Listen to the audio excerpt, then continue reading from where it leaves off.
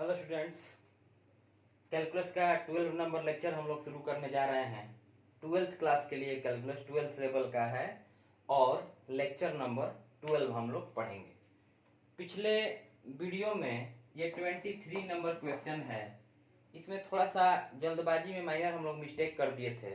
वो मिस्टेक क्या था, हम आपको बस एक वर्ड में बताए हैं कि अगर x के तरफ मुंह खुला रहेगा तो वहां पर राइट हैंड लिमिट यूज करोगे, RHL यूज करोगे। एक तरफ अगर मुंह बंद रहता है, इस तरह से रहता है, कुछ भी रहे 1 2 3 4 कुछ भी रहे, एक तरफ मुंह बंद हो गया तो इसका मतलब हो गया LHL, यहाँ इक्वल है।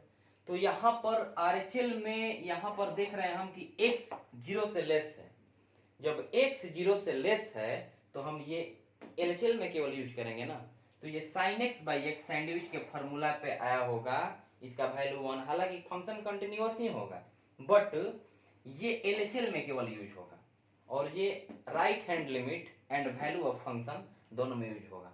तो अगर आप लोग अपने कॉपी में सुधार लिए होंगे तो ठीक है, हालांकि हम कमेंट में लिख दिए हैं। अगर नहीं सुधारे होंगे तो ये केवल LHL में यूज करोगे। बस जो पीछे से हम बताते आ रहे हैं आपको कि x लेस रहेगा 0 से ना, तो समझ जाओ 0 से क्या, किसी पॉइंट से लेस रहेगा, एक तरफ मुंह बंद रहेगा तो वही पॉइंट लेफ्ट हैंड लिमिट में यूज होगा। Means in question 23 sin x by x is only used for left hand limit and x plus 1 is used for what, right hand limit and value of function at x is equal to 0। तो आगे हम लोग देखते हैं। इसमें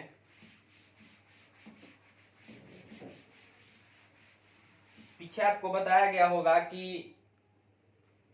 sign का maximum value 1 और minimum value -1 होता है, ठीक है। नेक्स्ट 24 नंबर क्वेश्चन हम देखते हैं। 24 नंबर, थोड़ा सा बुक लेने गया है तो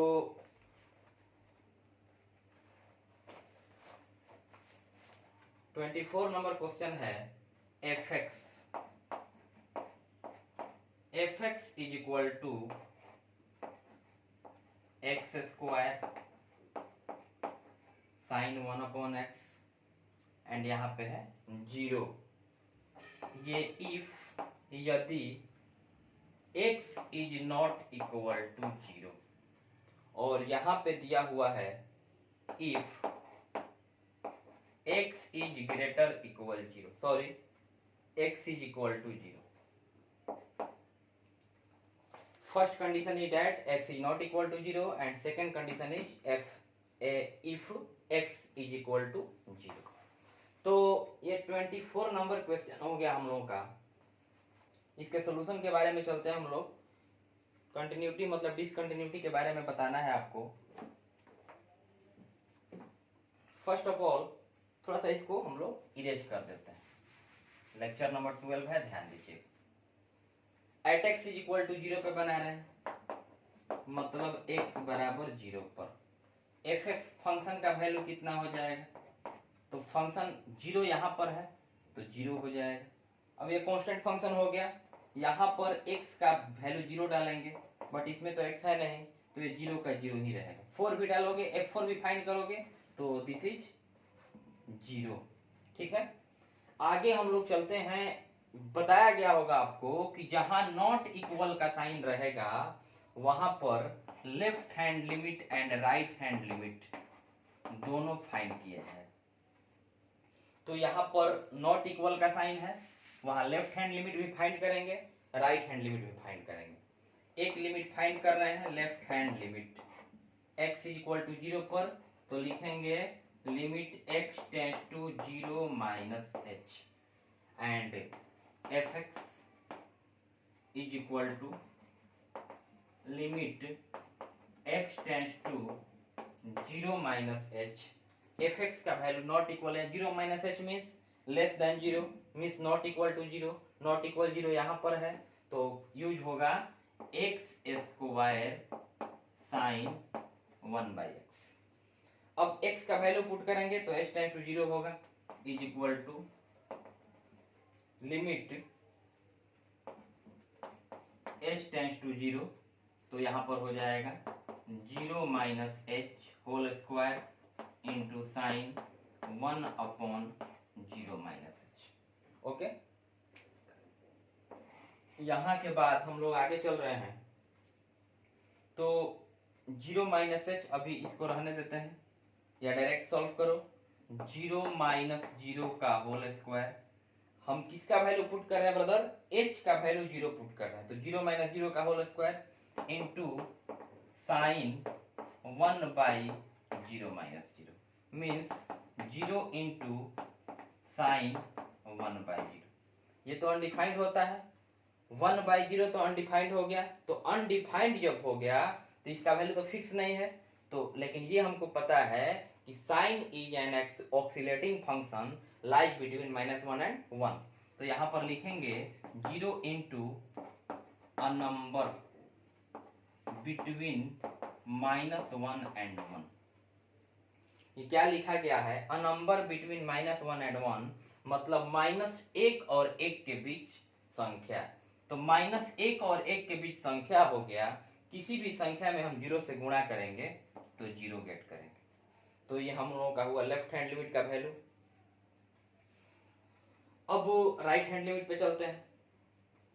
तो राइट हैंड लिमिट में थोड़ा सा देख लेते हैं इतना आ रहा है कि नहीं।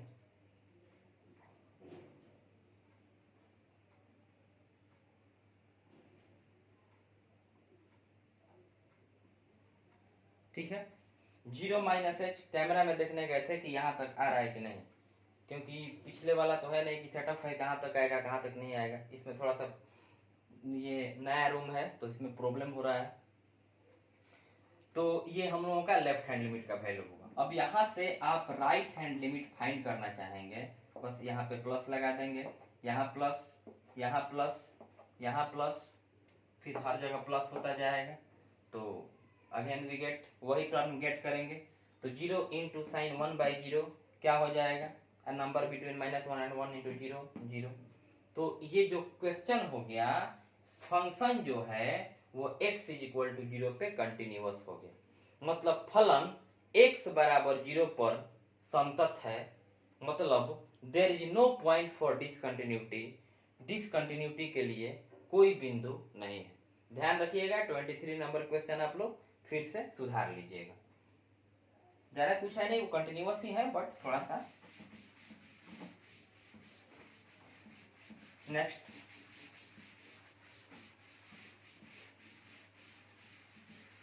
Question number 25।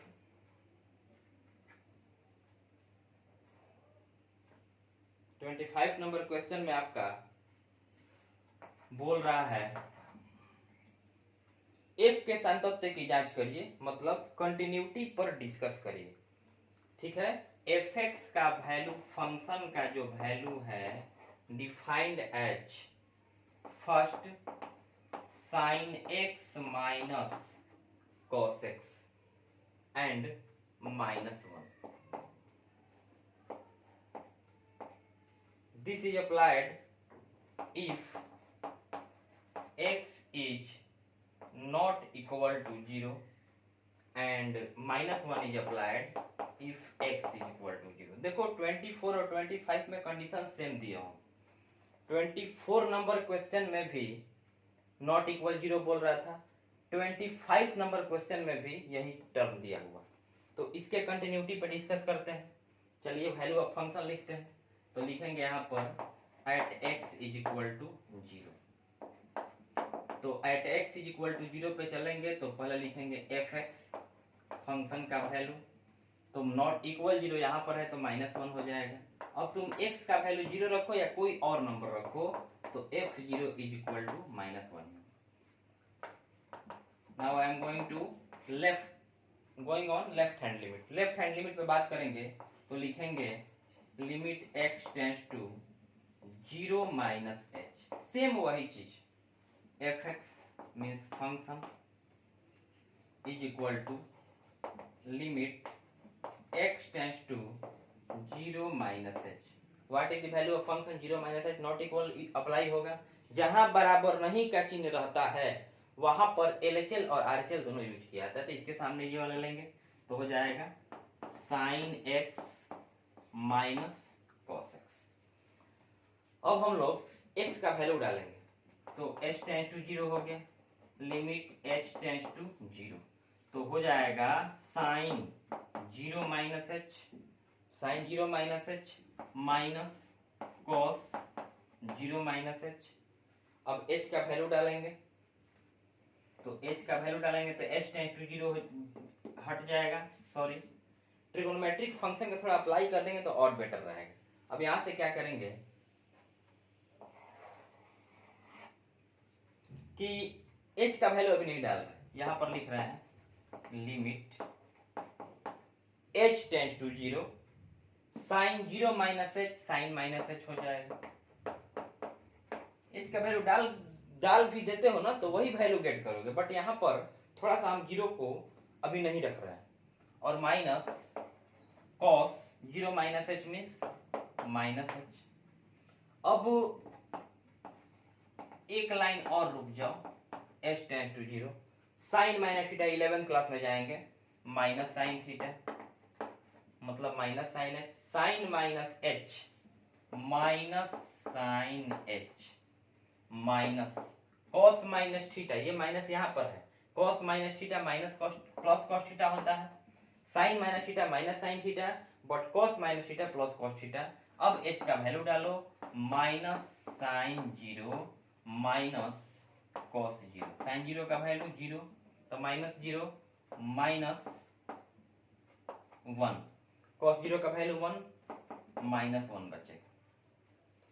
अब हम लोग राइट हैंड लिमिट पे चलते हैं, तो बस वीडियो को बोलते हैं हमेशा, आप लोग रोक लीजिएगा एंड राइट हैंड लिमिट पे चलोगे तो h को पॉजिटिव करोगे, यहाँ पर 0 plus h 0 plus h 0 plus h, यहाँ पर 0 प्लस h, यहाँ पर साइन 0 प्लस h केवल साइन h हो जाएगा, और कॉस 0 प्लस h केवल कॉस h हो जाएगा। अब ये वाला लाइन गैप कर देंगे, बिकॉज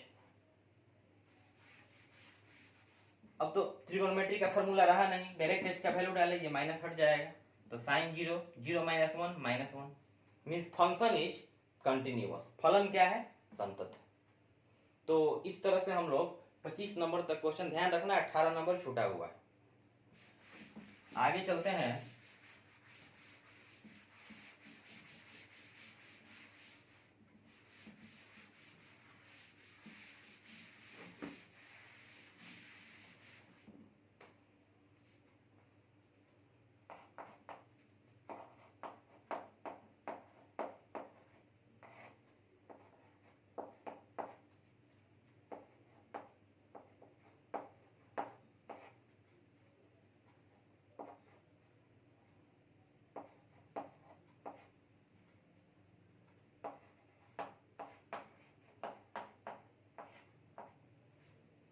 टॉपिक है सातत्य में अचर पद का मान,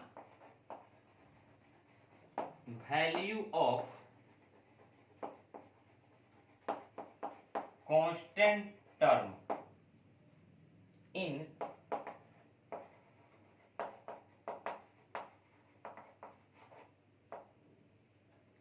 कंटिन्यूटी,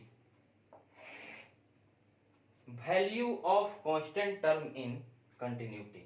शांत देखोगे 26 नंबर क्वेश्चन, 27 नंबर क्वेश्चन, 26, 27, 28, इस सारे क्वेश्चंस में आपको के का वैल्यू पूछ रहा है। के जो है वो अचर पद है, कांस्टेंट टर्म है। के अल्फा का कभी वैल्यू पूछेगा, कभी बीटा का वैल्यू पूछेगा, कभी लेम्डा का वैल्यू पूछेगा, तो ये जो हम लिखे हैं सब कांस्टेंट टर्म है। तो अचर पद, कांस्टेंट टर्म का मतलब हो गया अचर पद। अचर पद का मान सातत्य में कैसे ज्ञात किया जाता है, इस बात पर हम इस थ्योरी पर चर्चा करेंगे।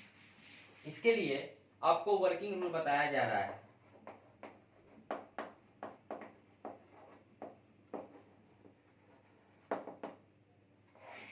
वर्किंग रूल, कार्यविधि नियम, हिंदी मीडियम वाले सातत्य में दोनों लिख लेंगे, इंग्लिश हिंदी दोनों। टॉपिक का नाम तो याद रहना चाहिए दोनों में।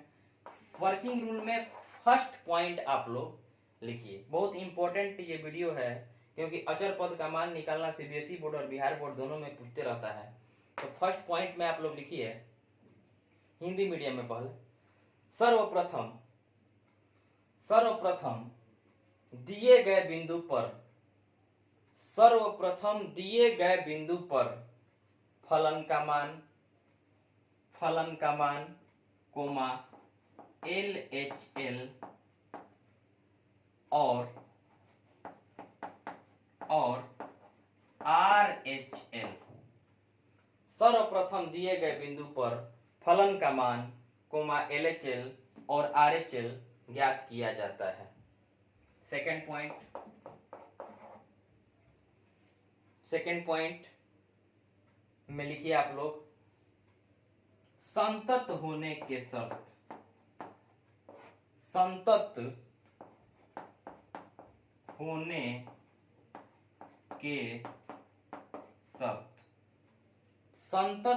के शर्त अर्थात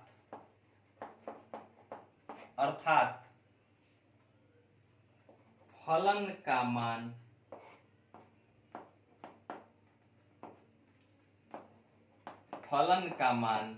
बराबर LHL बराबर RHL। पहला पॉइंट क्या लिखा है? सर्वप्रथम दिए गए बिंदु पर फलन का मान LHL और RHL ज्ञात किया जाता है। दूसरा पॉइंट में आपको क्या बताया गया? संतत होने के शर्त अर्थात फलन का मान is equal to LHL is equal to RHL लागू किया जाता है। थर्ड पॉइंट, लागू किया जाता है के बाद। थर्ड पॉइंट, इस प्रकार हमें समीकरण प्राप्त होता है। ठीक है। फोर्थ पॉइंट, चौथा पॉइंट, इस प्रकार हमें समीकरण प्राप्त होता है। चौथा पॉइंट, प्राप्त समीकरण को हल करने पर अचर पद का मान आसानी से ज्ञात किया जाता है। प्राप्त समीकरण को हल करने पर अचर पद का मान आसानी से ज्ञात हो जाता है या किया जाता है। अब इंग्लिश मीडियम वाले लिखेंगे how to find the value of constant term in continuity. ध्यान रखना, इसको इंपॉर्टेंट टॉपिक है। फर्स्ट पॉइंट में लिखिएगा, first time write the value of function comma LHL and RHL। First time write the value of function comma LHL and RHL at the given point। Second point में लिखिएगा, apply the condition of continuous means value of function is equal to LHL is equal to RHL। आप लोग भी ऐसे close कर दीजिएगा। Value of function means value of function is equal to LHL is equal to RHL। Third point, after this process